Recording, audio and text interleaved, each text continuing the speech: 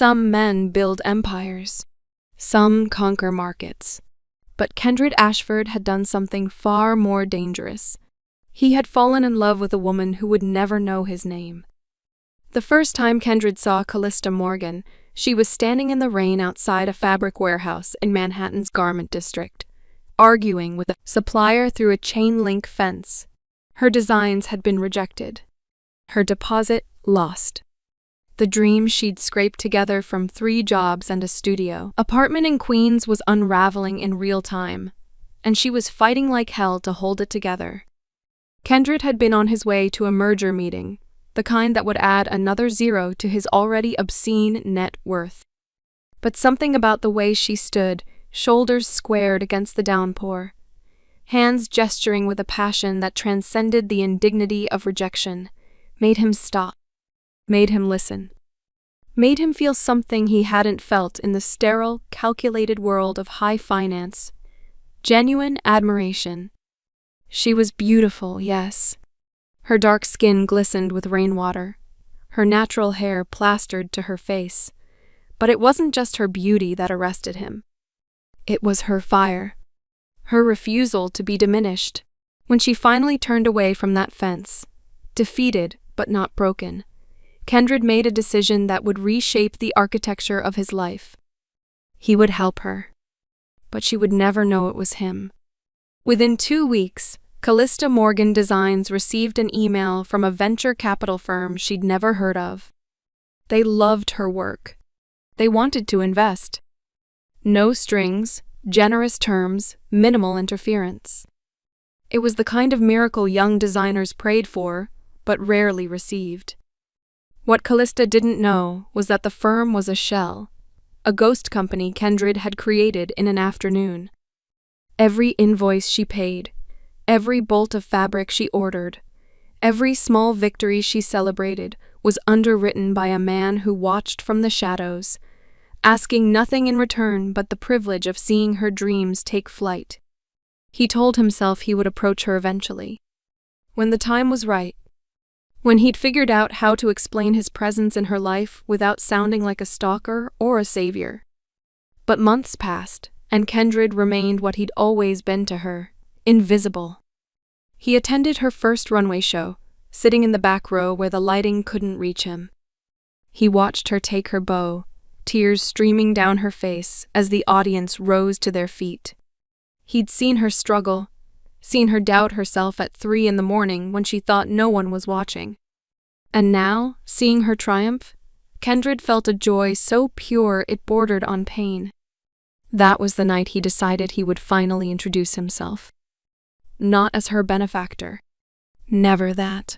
But as a man who admired her work, who'd love to take her to dinner, who'd been waiting for the courage to simply say hello. But fate, as it often does, had other plans.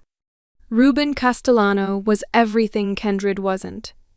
Loud where Kendrid was quiet. Impulsive where Kendrid was measured, and shameless in his pursuit of what he wanted. He was also Kendrid's oldest friend, the brother he'd chosen in a world that valued blood over loyalty. Ruben met Callista at a gallery opening 3 weeks after her runway show. She was there networking, trying to connect with potential buyers.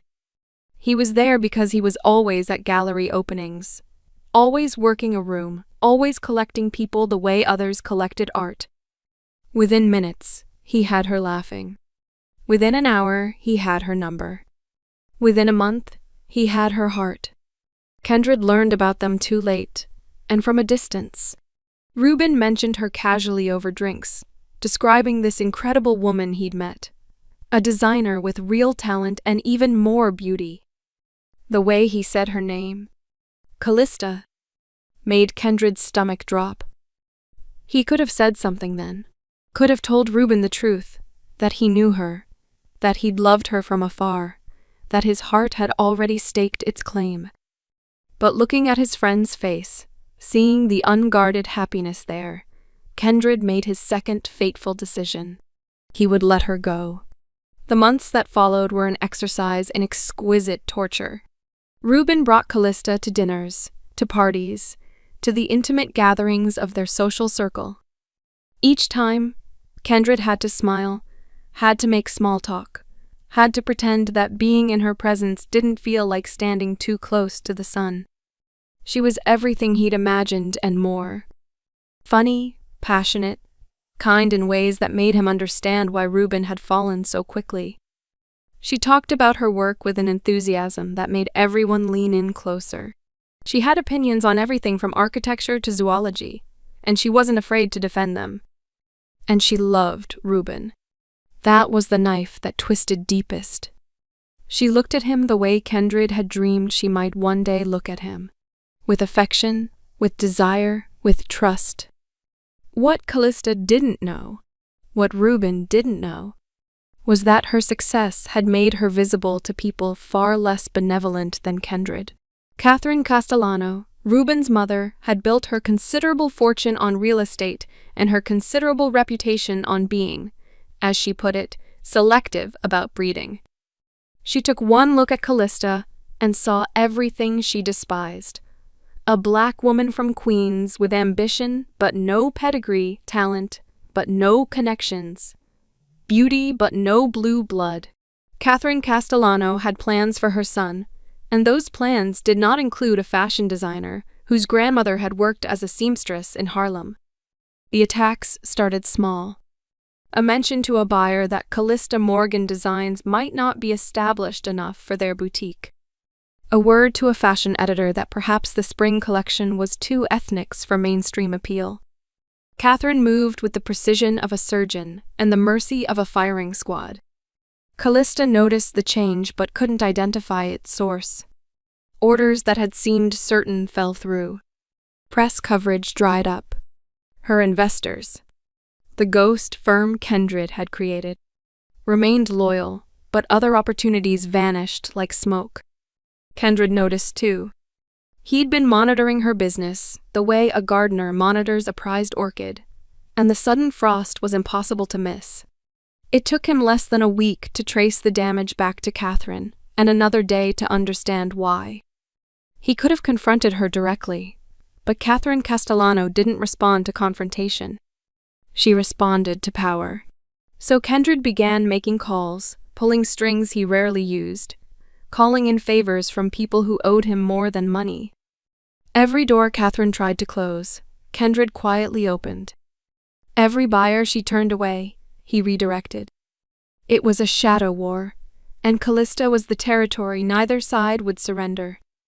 But shadows can't hold back the sun forever, and eventually, even the most careful secrets come to light. Ruben found out on a Tuesday, in the most mundane way possible. He'd stopped by Kendrid's office to grab lunch, and Kendrid's assistant. New, efficient, unaware of the minefield she was walking through. Mentioned that Mr. Ashford was on a call with Callista Morgan's primary investor. "I didn't know you knew Callista's investor," Ruben said when Kendrid emerged from his office. The pause was half a second too long. Kendrid saw understanding dawn in his friend's eyes, followed immediately by something darker. "Ken," Ruben said slowly, his smile fading. "What investor?" Kendrid could have lied. Should have lied. But 20 years of friendship made deception impossible. "Can we talk in my office?" "Now," Ruben said, his voice hard. They went into Kendrid's office, and Kendrid closed the door. For a moment, he just stood there, trying to find the words that would make this bearable.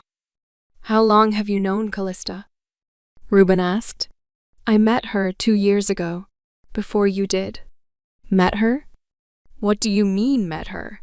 So, Kendrid told him, about seeing her in the rain, about creating the investment firm, about protecting her from Catherine's attacks.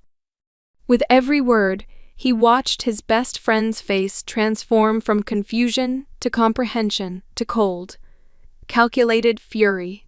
When Kendrid finished, Ruben walked to the window and stared out at the city for a full minute. The silence was suffocating. "How long have you been in love with her?" Ruben finally asked, his back still turned. "Since the day I saw her. Before me." "Yes." Ruben turned around, and his expression was one Kendrid had never seen before, a mixture of betrayal and rage, and something that looked almost like grief. "And you never thought to mention it? Not once? Not when I told you I'd met someone amazing? Not when I brought her to meet you? Not when I told you I was falling in love? What would telling you have accomplished?" Kendrid asked quietly. "You were happy. She was happy. I had no claim on her. I'd never even spoken to her." "You had no claim?" Ruben's laugh was bitter. "You created an entire fake company for her. You've been managing her career from the shadows. You've been protecting her from my mother. That sounds like a pretty significant claim to me. I did it because I wanted her to succeed, not because I expected anything in return." "Bullshit." Ruben took a step closer, his hands clenched into fists. "You did it because you wanted her, and you've been waiting, like a vulture, for your chance to swoop in." "That's not true. Isn't it? Tell me, Ken. Tell me honestly. If Callista and I broke up tomorrow, would you pursue her?" The question hung in the air between them. Kendrid wanted to lie, but he couldn't. "I don't know," he said finally. "You stayed in the shadows because you're a coward," Ruben spat. "If you'd really loved her, you would have had the balls to approach her. Instead, you played puppet master and convinced yourself it was noble." He turned and headed for the door, but paused with his hand on the handle. "Stay away from her," he said without turning around. "Whatever sick fantasy you've built up in your head, let it go. Callista is mine. And if I ever find out you've told her about this conversation, or about your pathetic feelings for her, I'll make sure everyone in New York knows what kind of man you really are." Then he was gone, and Kendrid was left alone in his office, wondering how trying to do the right thing had gone so catastrophically wrong. Jealousy is a poison that works slowly, then all at once. For 2 weeks, Ruben said nothing to Callista about what he'd learned, but the knowledge festered, transforming every memory into something sinister. Every time Kendrid had smiled at her, had he been imagining more? Every time they'd laughed at the same joke, was there a connection he'd missed? Every business success she'd celebrated, was it really her talent or just Kendrid's money?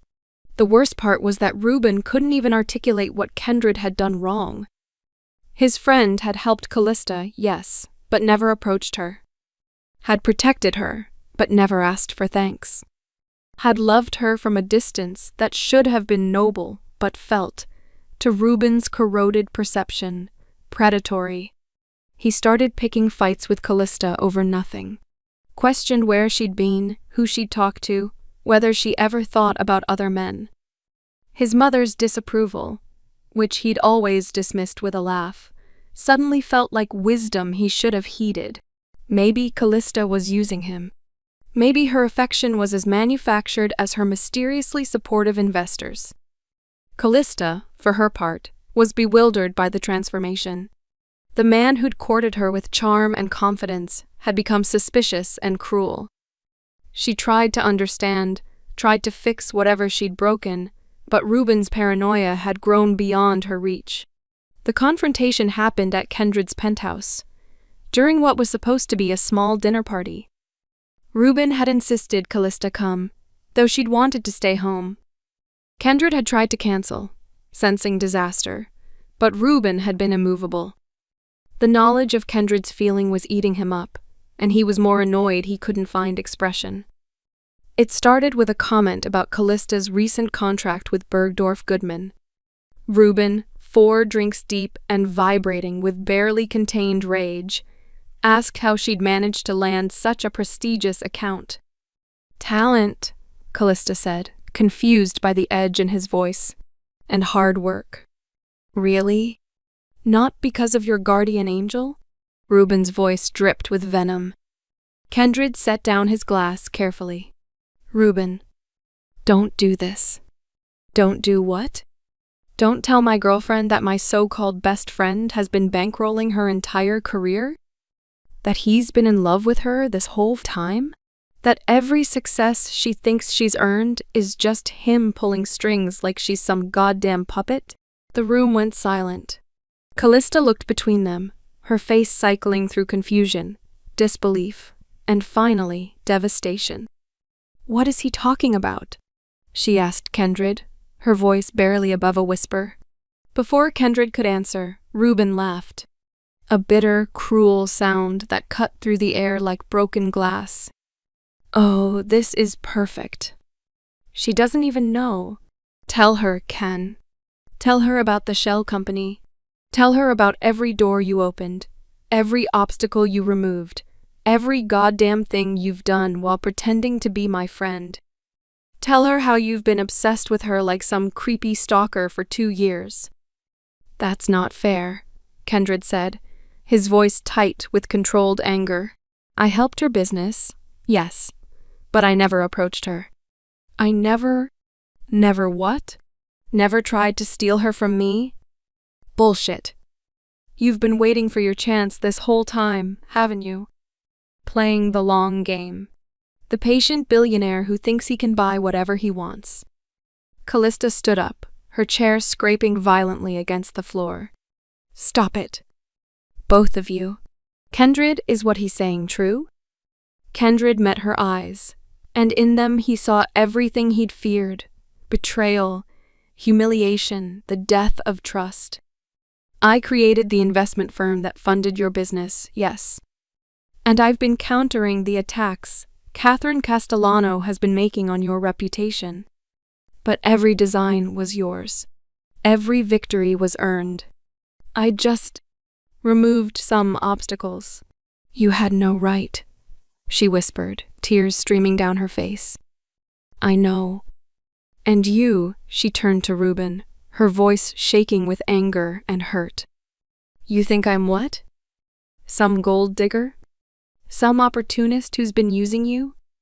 "I don't know what you are anymore," Reuben spat. "Maybe you knew all along. Maybe you've been playing both of us. You're with me, but you're taking his money. Sounds like you're working every angle, doesn't it?" Callista was crying openly now, her whole body shaking. "I can't believe I fell in love with you. Past tense already? That was quick." Reuben's smile was ugly, twisted. "Guess my mother was right about you after all. You're not one of us. You never were. You're just some ghetto girl who got lucky." "That's it," Callista said, her voice eerily calm. She pulled off the promise ring Reuben had given her 3 months earlier and threw it at his chest. "We're done. Get out of my life. Both of you." She grabbed her purse and headed for the door. Reuben lurched after her, fury and panic warring on his face. "Oh, so you're just going to run? That's perfect. That's exactly what I'd expect from." He grabbed her arm roughly, his fingers digging into her flesh. Callista tried to pull away, her eyes wide with fear. "Let go of me, Reuben. No, you don't get to just walk away. Not after I've wasted a year of my life on you." "Let her go," Kendrid said, moving toward them. "Stay out of this," Reuben screamed. And when Callista yanked her arm back harder, trying to break free, he didn't just lose his grip. He shoved her. Hard. Deliberately. Callista's heel caught on the edge of the entryway rug, and she went down, her head cracking against the corner of Kendrid's glass coffee table with a sickening sound. For a moment, nobody moved. Then Callista touched the back of her head, and her fingers came away red. "Oh, God," she whispered. Reuben stared down at her, his face flushed with alcohol and rage, and there was no remorse there. Just anger that she'd made him do this. "That's what you get," he slurred. "That's what you get for making a fool of me." Kendrid moved faster than he'd ever moved in his life, crossing the distance between them in 3 strides. He shoved Reuben so hard the other man stumbled backward into the wall. Kendrid knelt on his hardwood floor, Callista's limp body cradled against his chest, His hand pressed desperately against the back of her head, where blood seeped warm and terrifying between his fingers. She was so still, too still. Her face, usually so animated with passion and life, was slack and peaceful in a way that made his heart stop. "Callista," he whispered, his voice breaking. "Callista, please, open your eyes. Please." Nothing. Just the terrible weight of her unconscious body in his arms and the slow, steady spread of blood beneath them. "I'm calling 911. Someone shouted, maybe his assistant, but Kendrid couldn't process anything except the woman dying in his arms. "Don't leave me," he begged, lowering his face to hers, his tears falling onto her cheeks. "Please don't leave me. I know I have no right to ask." Her head lolled against his arm, blood matting her beautiful curls. "I'll stay away," he promised, his voice ragged with desperation. "You'll never see me again. I'll sell the investment firm. I'll stop protecting you. I'll give you complete freedom from me. Just please don't die. Please don't leave this world. It needs you." He pressed his lips to her forehead, tasting salt and blood and fear. Her chest rose and fell, shallow but steady. Kendrid clutched that small mercy like a drowning man clutches driftwood. "That's it," he whispered. "Keep breathing. Just keep breathing. Help is almost here. You're going to be okay. You have to be okay." The paramedics burst through the door, professional and efficient, and Kendrid felt hands trying to pry him away from her. He resisted. He couldn't let her go, couldn't release her to strangers. But then reason penetrated his panic. They could help her. He couldn't. "Please," he said to the lead paramedic, a woman with kind eyes and quick hands. "Please save her. I'll pay anything. Everything. Just please." "We've got her, sir," the woman said firmly, "but you need to let us work." Kendrid released Callista into their capable hands, watching as they moved with practiced precision, checking her vitals, stabilizing her neck, preparing to move her. His hands, now empty, were covered in her blood. He stared at them, these hands that had signed billion-dollar deals, and realized they were completely useless when it mattered most. "I'm riding with her," he said. It wasn't a request. "Fine, but stay out of our way." As they loaded Callista onto the stretcher, Kendrid caught sight of Reuben, still standing frozen where he'd been when this nightmare began. "If she doesn't wake up," Kendrid said, his voice deadly quiet, "I will destroy you. Not only professionally, I will erase you from existence." Reuben opened his mouth.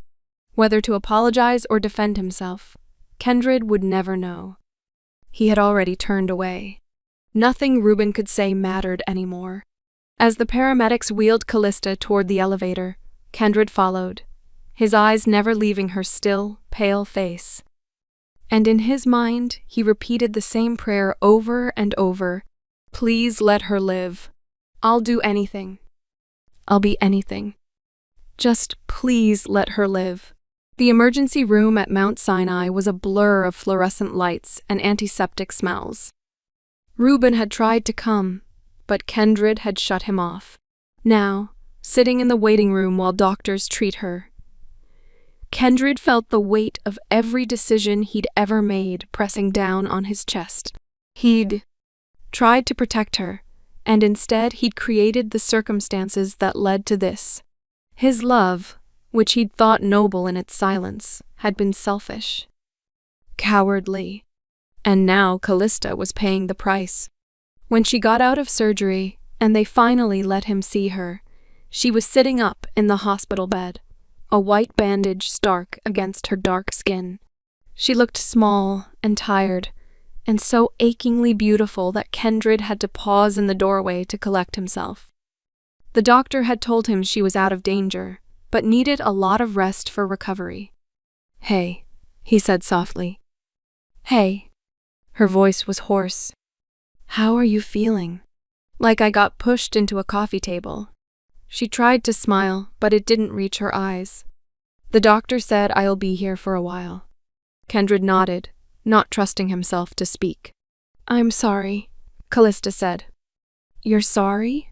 Kendrid moved closer to the bed, disbelief sharp in his voice.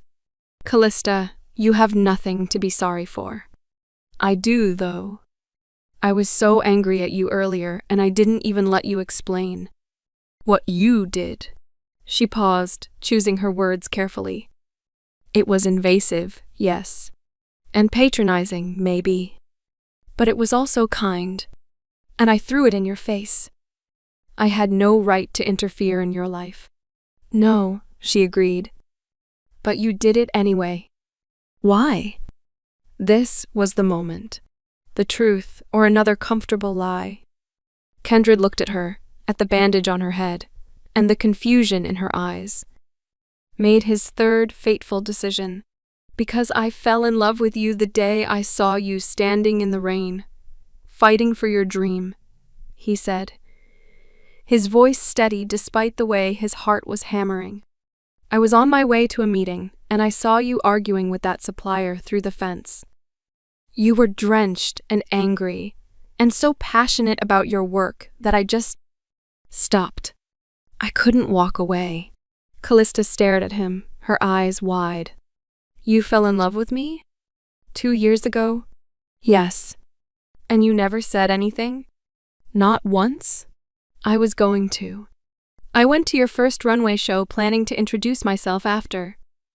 But then Ruben mentioned this incredible woman he'd met, a designer named Callista, and I knew it was you. And I saw how happy you made him, how happy he made you, and I couldn't. He paused, swallowing hard. I couldn't be the person who ruined that. A tear slid down Callista's cheek. So you just watched? For 2 years? I watched you succeed. I watched you become everything I knew you could be. And I was happy, Callista. Maybe not the way I wanted to be happy, but it was enough. Seeing you thrive was enough. That's not love, she said, but her voice was uncertain. I don't even know what that is. It's the only kind of love I knew how to give, Kendrid said. The kind that doesn't ask for anything in return. Callista was quiet for a long moment, processing. When she spoke again, her voice was thick with emotion. I'm so angry at you right now, she said. You had no right to make decisions about my life without telling me. Every success I've had, every milestone. Now I'm going to wonder if it was real or if it was just your money making it happen. It was real, Kendrid said urgently, leaning forward. Every design was yours. Every client who bought your work did it because of your talent. I just made sure the right people saw it. The obstacles I removed were unfair ones. Catherine Castellano trying to sabotage you because of her prejudices. I never fabricated your success. I just cleared the path. They sat in silence for a moment. The only sound the beeping of the heart monitor and the distant sounds of the hospital. What Ruben did, Callista said finally, pushing me, that wasn't your fault. It feels like it was. If I'd just stayed away, if you'd stayed away, I might not have a business at all. Catherine Castellano would have destroyed me and Ruben. She trailed off, something dark crossing her face. The things he said to me tonight. About where I'm from, about my grandmother, about not being one of them. That wasn't the alcohol talking. That was him. The real him. And I was too in love to see it. Callista reached out and took his hand. Her fingers were cold, and Kendrid resisted the urge to chafe them between his palms.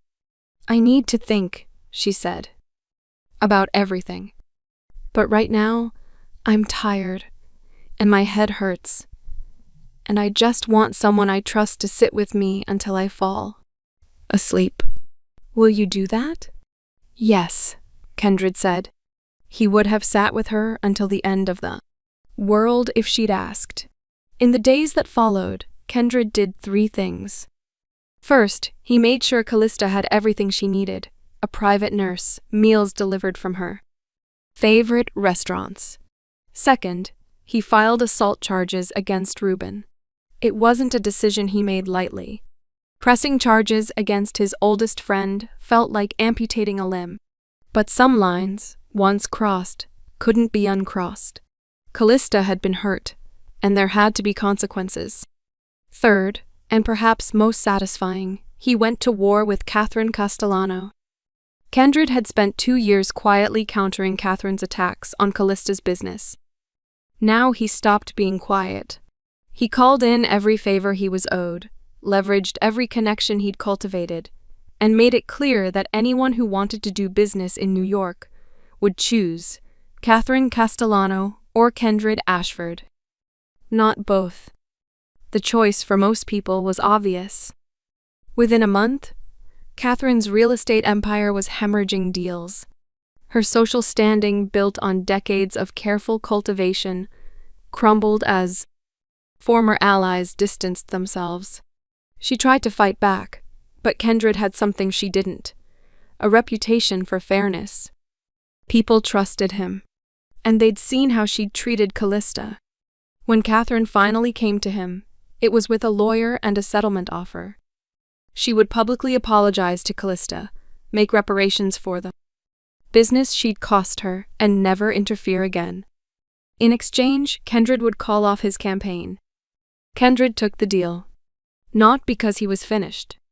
He could have ground Catherine into dust. But because Callista had asked him to stop. She didn't want her success tied to anyone's destruction. That, more than anything, made Kendrick understand the difference between Catherine's world and Callista's. Catherine saw life as a zero-sum game.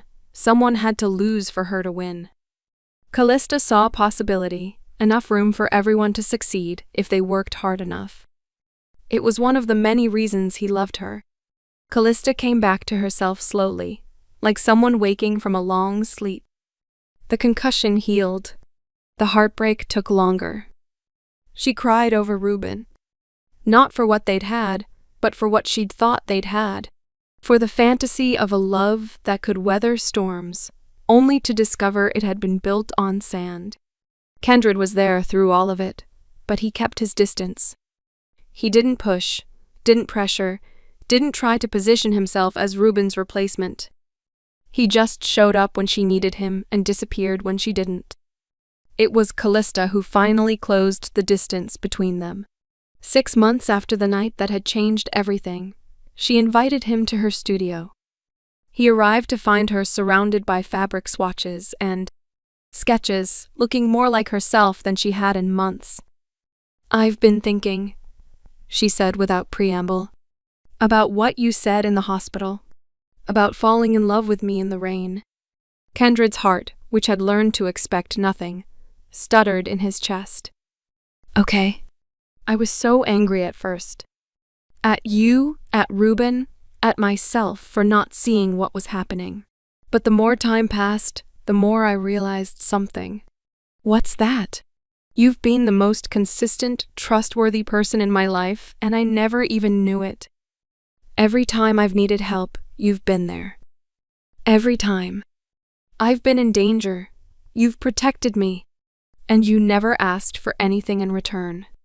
I didn't do it for gratitude." "I know. That's what makes it love." She stepped closer to him. "Ruben loved me loudly. He bought me flowers and took me to fancy restaurants and told everyone we met that I was his girlfriend. But when things got hard, when his mother disapproved and his friend was a threat, he crumbled. He chose his ego over us." Kendrick didn't know what to say to that, so he said nothing. "You loved me quietly," Callista continued. "You didn't put yourself between me and my dreams. You cleared the path and let me walk it myself. You didn't make me feel weak or small or like I needed saving. You just gave me room to be everything I could be." "That was always the plan," Kendrick said softly. "I know. But here's what I've been thinking about. What if the plan changed? What if, instead of loving me from a distance, you tried loving me up close? Kendrick felt like he'd stepped off a cliff and found solid ground where there should have been only air. Callista, I'm not saying I'm in love with you. Not yet. I need time, and I need to figure out who I am outside of Ruben's shadow. But I'm saying I'd like to try. If you're willing to be patient with me. I've been patient for 2 years, Kendrick said. And for the first time since that rainy day in the garment district. He let himself smile at her without hiding what he felt. I can be patient a little longer. They started slowly, as Callista had requested. Coffee dates that turned into dinners. Dinners that turned into long walks through Central Park. Walks that turned into conversations that lasted until sunrise. 3 months into their careful courtship, Callista invited Kendrick to her apartment for dinner.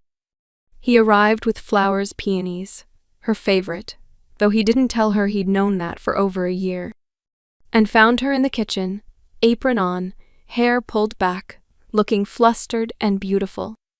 I'm not a great cook, she warned, but I wanted to try. Then we'll order pizza if it's terrible, Kendrick said, and she laughed. That full, uninhibited laugh he'd first heard at Ruben's parties, when he'd been too much of a coward to join in. Dinner was good, not great, but they ate every bite. Afterward, they moved to her couch with glasses of wine, and Callista curled into his side in a way that felt both new and ancient, as if they'd been doing this for decades. Can I ask you something? Callista said. Anything. That day in the rain, when you first saw me, what made you stop? Kendrick thought about it, trying to articulate something he'd never fully understood himself. You were fighting for something you believed in, even though you were losing. Most people would have given up, gone home, maybe cried in private. But you stayed. You fought. And I thought, this is someone worth knowing. I was terrified, Callista admitted. That was the lowest point of my life. If that investor, if you hadn't come through, I would have had to give up. Move back home, get a regular job, admit defeat. You never would have given up, Kendrick said with certainty. You would have found another way. Maybe, but I'm glad I didn't have to. She tilted her head to look up at him. Thank you. For believing in me when I'd stopped believing in myself. Thank you, Kendrick said, for giving me a chance I never thought I'd get. She kissed him then, soft and tentative at first, then deeper, more certain. And Kendrick, who had imagined this moment 1,000 times in 1,000 different ways, discovered that reality was infinitely better than any fantasy. A year later, Kendrick proposed in the most unromantic place imaginable. The same spot in the garment district where he'd first seen her. It was raining again, because of course it was, and Callista was giving him a look that clearly said he was insane for dragging her out in this weather. Do you remember what you said to me once? Kendrick asked, rain plastering his hair to his forehead. About how I loved you quietly? Yes, Callista said, laughing and shivering. Kendrick, what are we doing here? I've spent most of my life being quiet. Watching from a distance, moving pieces from the shadows, never quite stepping into the light. But you've taught me that love isn't just about sacrifice and protection. It's about showing up, being present, taking risks. He dropped to one knee in a puddle, and Callista's eyes went wide. So I'm doing this here, in the rain, in the place where I first fell in love with you, because I don't want to love you quietly anymore. I want to love you loudly, publicly, obnoxiously, if necessary. I want the whole world to know that Callista Morgan is the woman who taught me what it means to be brave. He pulled out a ring, simple, elegant, with a single diamond that caught what little light filtered through the clouds. Will you marry me? Callista was crying, tears mixing with rain on her face. She pulled him to his feet and kissed him hard enough to make his knees weak. "Yes," she said against his lips. "Yes, yes, 1,000 times yes." They were married 6 months later, in a ceremony that was everything Kendrick had never let himself imagine. Callista wore a dress she'd designed herself, a masterpiece of ivory silk and delicate beading that made her look like she'd stepped out of a dream. Reuben didn't attend. The assault charges had been dropped after he'd completed anger management and community service. But some bridges, once burned, couldn't be rebuilt. Kendrick mourned the friendship they'd had, but he didn't regret the choices that had ended it. Love, he'd learned, sometimes required impossible decisions. Catherine Castellano sent a gift.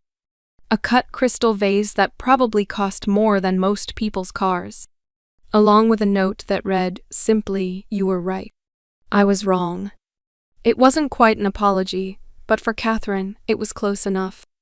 As Kendrick stood at the altar, watching Callista walk toward him, he thought about the man he'd been 2 years ago. The man who'd loved from the shadows, who'd believed that silent sacrifice was the highest form of devotion. He'd been wrong. Love wasn't about disappearing into the background. It was about standing in the light, hand in hand with someone who made you want to be braver than you'd ever been. It was about being seen, and seeing in return, and building something together that neither of you could have created alone.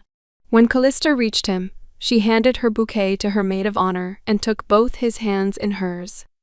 "Hi," she whispered, smiling through happy tears.